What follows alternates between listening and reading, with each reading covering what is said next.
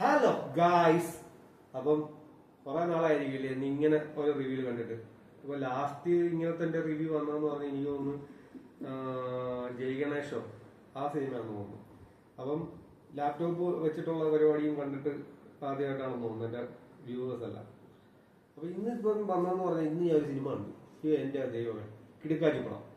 അപ്പം അതിന്റെ അഭിപ്രായം പറയാനായിട്ടാണ് ഞാൻ വന്നിരിക്കുന്നത്. അപ്പൊ ഈ ലാപ്ടോപ്പ് എടുത്ത് വെച്ചതെന്ന് പറഞ്ഞു കഴിഞ്ഞാൽ മറ്റൊന്നുമല്ല, ഈ ടെക്നീഷ്യൻസിന്റെ എല്ലാവരുടെയും പേര് കാണാപ്പാടം പഠിക്കാൻ നമുക്ക് പറ്റത്തില്ലല്ലോ. അത് കാരണം കുറച്ചു പേരുടെയൊക്കെ പേര് അറിയാം, അറിയാത്തവരുടെ പേര് ഒന്ന് രണ്ടുപേരുടെ പേര് എനിക്ക് അത്രയ്ക്ക് ഇഷ്ടപ്പെട്ടതുകൊണ്ട് പറയാൻ വേണ്ടി മാത്രമാണ് ഈ ലാപ്ടോപ്പ് എടുത്തിട്ടുള്ളത്. അപ്പൊ ഡയറക്ടർ എന്ന് പറഞ്ഞാൽ നമ്മുടെ ജിത്തു അഷ്റഫ്.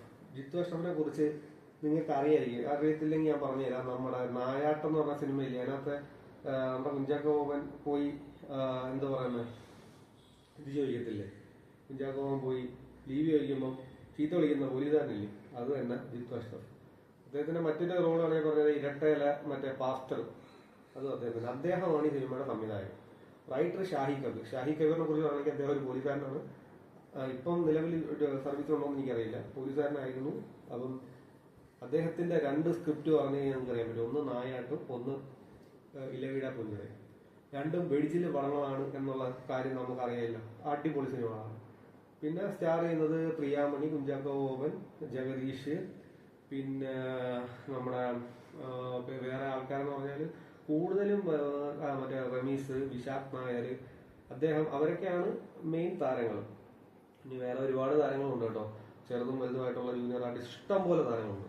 അപ്പം അതൊക്കെയാണ് ഇപ്പം ഇതിന്റെ കാസ്റ്റുമായി ബന്ധപ്പെട്ട് പറയാനുള്ളത്. ട്രെയിലർ കണ്ടപ്പം തന്നെ മനസ്സിലായിട്ടുണ്ടാവും, പിന്നെ ഈ പേര് കണ്ടപ്പം തന്നെ മനസ്സിലായിട്ടുണ്ടാവും ഇതെന്ന് പറഞ്ഞു കഴിഞ്ഞാൽ ഒരു പോലീസ് സ്റ്റോറി ആണെന്നുള്ളത് മനസ്സിലായിട്ടുണ്ടാവും. പിന്നെ ഇതിന്റെ പ്രൊഡ്യൂസേഴ്സ് ആരൊക്കെയാണെന്ന് ചോദിച്ചു കഴിഞ്ഞാൽ മാർട്ടിൻ പ്ലക്കാർഡ്. മാർട്ടിൻ പ്ലക്കാർഡ് എന്ന് പറഞ്ഞാൽ അറിയാലോ, നമ്മുടെ ചാർലിയുടെ സംവിധായകൻ, അയാൾ ബസ് ആക്ടറിന്റെ സംവിധായകൻ.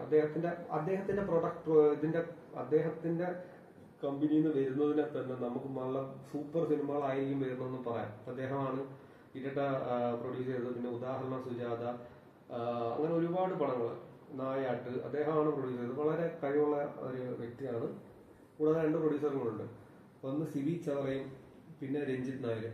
പിന്നെ മ്യൂസിക് ചെയ്ത ജെയ്ക്സ് ബിജോയ് ആണ്. സിനിമാറ്റോഗ്രാഫി റോബി വർഗീസ് രാജ്. സോറി കേട്ടോ, അത് അറിയേണ്ടിയിരിക്കുന്നു. അദ്ദേഹത്തിന്റെ പേര് ഞാൻ നോക്കി പറഞ്ഞത് എന്നെ അത് ഞാൻ അത്രയ്ക്ക് മോശമാണെന്ന് എനിക്ക് തന്നെ തോന്നി. കാര്യം എന്ന് പറഞ്ഞാൽ അദ്ദേഹം കണ്ണൂർ സ്കൂളിന്റെ ഡയറക്ടറാണ്, അദ്ദേഹത്തിന്റെ പേര് നോക്കാതെ പറയണമായിരുന്നു. അതുപോലെ തന്നെ ചമം ചാക്കോ, അതാണ് എഡിറ്റർ. അദ്ദേഹവും കിടിലം വർക്ക്സ് ആണ് എല്ലാം ചെയ്യുന്നത്. അപ്പം കിടിലം ടീമാണ് കേട്ടോ, അടിപൊളി ടീമാണ് കേട്ടോ. അദ്ദേഹം നമ്മുടെ 2018 ഗ്യാംബ്ലർ, ഐഡന്റിറ്റി, ഇതിന്റെ എല്ലാം എഡിറ്ററാണ്. സ്വാഭാവികമായിട്ട് ഇനിയെല്ലാം നമുക്ക് സിനിമയിലോട്ട് വരാം. സിനിമ എന്ന് പറഞ്ഞു കഴിഞ്ഞാൽ എന്ത് പറയുന്നത്, ഇതൊരു സ്ക്രിപ്റ്റ് റൈറ്ററിന്റെ ബ്രില്യൻസ് എന്ന് പറയാം. എന്റെ ദൈവം, അടിപൊളി സ്ക്രിപ്റ്റ്. പിന്നെ പെർഫോമൻസ് എന്ന് പറഞ്ഞാൽ കുഞ്ചാക്കോ ബോബൻ, അദ്ദേഹം ഈ ചോക്ലേറ്റ് ഹീറോ എന്ന അയാളുടെ ഒരു ട്രാൻസിഷൻ എന്ത് മനോഹരമാണ്. അദ്ദേഹത്തിന്റെ ആക്ടിങ് എന്ന് പറഞ്ഞാൽ ഒരു രക്ഷയില്ല കേട്ടോ, അന്യായം തന്നെ അദ്ദേഹത്തിന്റെ ആക്ടിങ്. അദ്ദേഹം DYSP ആയിരുന്നു. ഹരിശങ്കർ എന്നുള്ള കഥാപാത്രമാണ് അദ്ദേഹം അവതരിപ്പിക്കുന്നത്. DYSP ആയിരുന്ന അദ്ദേഹം ഡിമോട്ട് ചെയ്യപ്പെട്ട് ഇപ്പൊ CA ആയിട്ടാണ് സിനിമയുടെ തുടക്കത്തിൽ നമ്മൾ കാണുന്നത്. പിന്നെ അദ്ദേഹത്തിന്റെ ഫസ്റ്റ് ഇൻട്രോ മുതൽ അദ്ദേഹം ഒരു പോലീസുകാരൻ എങ്ങനെ ആയിരിക്കണം അതുപോലെ തന്നെ അദ്ദേഹം റഫ് ആൻഡ് ടഫ് കഥാപാത്രം. മനോഹരം എന്ന് പറഞ്ഞാൽ മനോഹരം. കുഞ്ചാക്കോ ബോബന്റെ പെർഫോമൻസ് അന്യായം. ഇതിനകത്ത് കുഞ്ചാക്കോ ബോബൻ എന്ന് പറയുന്നത്, കുഞ്ചാക്കോനെ ഇവോൾവ് ചെയ്യുന്ന കുഞ്ചാക്കോന്റെ എവല്യൂഷൻ ഒരു രക്ഷയില്ല. നമ്മുടെ മറ്റേ അനിയത്തി പ്രാവിന്നൊക്കെ അദ്ദേഹം എന്ത് മാറിയെന്ന് ആലോചിച്ച് നോക്കണം. അനിയത്തി പ്രാവിന്ന് അത് കഴിഞ്ഞിട്ട് അദ്ദേഹത്തിന്റെ നമ്മുടെ ചെറുപ്രായത്തിൽ, എന്റെ ചെറുപ്രായത്തിലൊക്കെ അദ്ദേഹത്തിന്റെ റോൾ മറ്റേ ചോക്ലേറ്റ് ഹീറോ പരിവേഷത്തിൽ നിന്ന് അദ്ദേഹം മാറി. അദ്ദേഹം ഇപ്പം ഒരു രക്ഷയില്ലാത്ത കഥാപാത്രമാണ്. അന്യായം എന്ന് പറഞ്ഞാൽ അദ്ദേഹത്തിനുള്ള പെർഫോമൻസ് ആണ് കേട്ടോ. എനിക്ക് പറയുന്ന വാക്കുകൾ കിട്ടുന്നില്ല. അതുപോലെ തന്നെ മറ്റൊരു പ്രധാനപ്പെട്ട കഥാപാത്രമാണ് കുഞ്ചാക്കോന്റെ വൈഫായിട്ട് അഭിനയിക്കുന്ന പ്രിയാമണി. പിന്നെ അവരുടെ മക്കളായിട്ട് അഭിനയിക്കുന്ന മീനാക്ഷി. അതുപോലെ തന്നെ വേറെ ഒരു പൊടിക്കുഞ്ഞുണ്ട്, ഒരു 10 വയസ്സൊക്കെ താഴെയുള്ള ഒരു കുട്ടിയും കൂടെ ഉണ്ട്. അവരൊക്കെ, ആ കുട്ടിയൊക്കെ അതിമനോഹരമായി ചെയ്തിട്ടുണ്ട്. ക്ലൈമാക്സ് പോർഷനിലൊക്കെ വരുമ്പോഴത്തേക്ക് അന്യായമായി ചെയ്തിട്ടുണ്ട്. അതുപോലെ തന്നെ എടുത്തു പറയുന്ന മറ്റൊരു ക്യാരക്ടറാണ് ജഗദീഷ്. പിന്നെ അദ്ദേഹത്തിന്റെ കൂടെ നമ്മുടെ ആരുടെ കൂടെ, കുഞ്ചാക്കോന്റെ സന്തത സഹചാരിയായിട്ടുള്ള ഒരു പോലീസുകാരനുണ്ട്. അദ്ദേഹത്തിനെക്കാട്ടി ടോപ്പ് ഓഫീസറാണ് ഇതിനകത്ത് കാണിക്കുന്നത്. അദ്ദേഹത്തിന്റെ പേര്, ക്യാരക്ടറിന്റെ പേര് ഞാൻ മറന്നുപോയി. എന്താണെങ്കിലും അദ്ദേഹം ത്രൂ ഔട്ടുള്ള ഒരു കഥാപാത്രമാണ്. അതിമനോഹരമായി ചെയ്തിട്ടുണ്ട് അദ്ദേഹം. അദ്ദേഹം അതിമനോഹരമായി കുഞ്ചാക്കോനെ ആ ക്യാരക്ടറിന്റെ ഇവല്യൂഷൻ, അത് ആ ക്യാരക്ടറിന്റെ എന്താ പറയുക, ആ മാനസിക വികാരത്തോടൊപ്പം സഞ്ചരിക്കുന്ന ഒരു സുഹൃത്ത് എന്നുള്ള നിലയിൽ അതിമനോഹരമായിട്ടുണ്ട്. കാര്യം എന്ന് പറഞ്ഞാൽ ഇത് അങ്ങനെ എല്ലാവർക്കും ചെയ്ത് ഫലിപ്പിക്കാൻ പറ്റുന്ന ക്യാരക്ടറൊന്നും അല്ല കേട്ടോ. ഇതിനകത്ത് ഇപ്പം നമുക്ക് ആഴ്ച കുഞ്ചാക്കോ ബോബൻ, ഫഹദ് ഫാസിലിന് ഈസി ആയിട്ട് കുഞ്ചാക്കോനെ പോലെ തന്നെ പറ്റും. അതുപോലെ തന്നെ പൃഥ്വിരാജ്, അതിനൊക്കെയുള്ള മുൻനിര ആക്ടേഴ്സിനൊക്കെ മാത്രമേ, ജയസൂര്യ അവരെയൊക്കെ പോലുള്ള ആസിഫ് അലി, ഈ ടീമുകൾക്ക് മാത്രമേ ഇത് ചെയ്യാനായിട്ട് പറ്റുള്ളൂ കേട്ടോ. ഇദ്ദേഹം ഈ മുൻനിര താരങ്ങൾക്ക് മാത്രമേ കുഞ്ചാക്കോനെ അവതരിപ്പിക്കുന്ന റോള് ഇത്രയും പോലെ മനോഹരമായി ചെയ്യാൻ പറ്റൂ. കാര്യം എന്ന് പറഞ്ഞാൽ പല പല ഷെയ്ഡ്സ് ഉള്ള ഒരു ക്യാരക്ടറാണ്. അദ്ദേഹത്തിന്റെ ഇമോഷൻസിലൂടെ ട്രാവൽ ചെയ്യുന്ന അദ്ദേഹം ഒരു കേസ് അന്വേഷിക്കുകയാണ് ചെയ്യുന്നത്. അത് അന്യായം തന്നെ. ഇനി എടുത്തു പറയേണ്ട മറ്റൊരു ടീമാണ് കേട്ടോ. ഒരു 5 പേരുണ്ട് ഇതിനകത്ത് വില്ലന്മാരായിട്ട് അഭിനയിച്ചിരിക്കുന്ന 5 പേരാണ്. അന്യായ വില്ലന്മാർ കേട്ടോ. അതിനകത്ത് തന്നെ അവരുടെ തല ആണ് വിശാഖ് നായർ.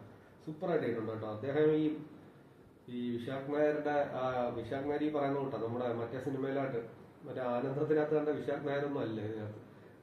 അതിൽ നിന്നൊക്കെ ഒരുപാട് മാറിയിട്ടുണ്ട്. വളരെ ബ്രില്യൻ്റ് ആയിട്ട് അഭിനയിച്ചിട്ടുണ്ട്. അദ്ദേഹത്തിന്റെ കൂടെയുള്ള ഒരു 5 പേര്. അതുപോലെ തന്നെ സംവിധായകനകത്ത് ഒരു പോലീസുകാരന്റെ റോൾ അഭിനയിച്ചിട്ടുണ്ട്. അതുപോലെ നമ്മൾ തിങ്കളാഴ്ച നിശ്ചയത്തിലെ ആ അച്ഛന്റെ കഥ പറഞ്ഞില്ല, അദ്ദേഹം ഒരു പോലീസുകാരന്റെ റോളാണ്. ഇതെല്ലാം വളരെ മനോഹരം. പിന്നെ പ്രധാനപ്പെട്ട മറ്റൊരു ക്യാരക്ടറിനകത്ത് അഭിനയിക്കുന്ന ചന്ദ്രബോസ് എന്നുള്ള ക്യാരക്ടറാണ് ശ്രീ ജഗദീഷിനകത്ത് അഭിനയിക്കുന്നത്. അദ്ദേഹം ആസ് യൂഷ്വൽ അദ്ദേഹത്തിന്റെ ഇതൊക്കെ വളരെ നിസ്സാരമായി ചെയ്യാവുന്ന കാര്യമുള്ളൂ. കാര്യം എന്ന് പറഞ്ഞാൽ അത്രയും അഭിനയിച്ച് ഫലിപ്പിക്കേണ്ട കാര്യം ഇതിനകത്തില്ല. അദ്ദേഹം സിമ്പിൾ ആയിട്ട് വന്നു ചെയ്തു പോയി. എന്നിരുന്നാലും അദ്ദേഹത്തിന് ഇൻട്രോസിൽ അടിപൊളിയായിരുന്നു കേട്ടോ. ആ സ്റ്റേഷനിലോട്ട് വന്നിട്ട് ഒരു നിസ്സഹായാവസ്ഥയിലൂടെ വരുന്നൊരു സീനുണ്ട്, സൂപ്പറാണ്. പിന്നെന്താണ് പറയുക, അങ്ങനെ സൂപ്പർ സിനിമയാണ് കേട്ടോ. നിങ്ങളെല്ലാവരും പോയി കാണുക. ഇന്നിപ്പോൾ ഞാൻ ഇങ്ങോട്ട് വന്നപ്പോൾ ഞാൻ ജസ്റ്റ് ഫേസ്ബുക്കിൽ നോക്കിയപ്പോഴത്തേക്കും ഇതിനകത്ത് സംവിധായകനും അതിന്റെ ക്രൂവും കരയുന്നത് കണ്ടു. ഒന്ന് കാര്യം എന്ന് പറഞ്ഞാൽ അവർ അത്രയ്ക്ക് പണിയെടുത്തോളൂ, അതിന്റെ റിസൾട്ട് ഉറപ്പായിട്ട് കിട്ടുമെന്ന് തന്നെയാണ് ഞാൻ പ്രതീക്ഷിക്കുന്നത്. വളരെ മനോഹരമായ സിനിമയാണ്. അപ്പം മലയാള സിനിമയിൽ ഇതേകണക്ക് നല്ല സിനിമകൾ വന്നു കഴിഞ്ഞാൽ പിന്നെ എന്ത് പ്രതിസന്ധി ഉണ്ടാവും എനിക്കറിയാൻ പറ്റില്ല. എന്തായാലും ഓഫീസർ ഓൺ ഡ്യൂട്ടി എന്ന് പറഞ്ഞ സിനിമയ്ക്ക് എൻ്റെ എല്ലാവിധ ഇതും ഞാൻ നേരുന്നു. അത്രയ്ക്ക് സൂപ്പർ സിനിമയാണ്, എല്ലാവരും പോയി കാണുക. അപ്പം ജിത്തു അഷ്റഫ് സംവിധായകനാണ്, ഷാഹി കബീർ തിരക്കഥാകൃത്ത്. ഇവർക്ക് രണ്ടുപേർക്കും പിന്നെ പ്രധാനമായി കുഞ്ചാക്കോ ഒരു വലിയ കയ്യടി. കുഞ്ചാക്കോന്റെ നായാട്ട് പോലുള്ള അദ്ദേഹത്തിന്റെ ഒരു ബെസ്റ്റ് സിനിമയാണിത്. അപ്പം എല്ലാവരും പോയി കാണുക. Do watch in theatres.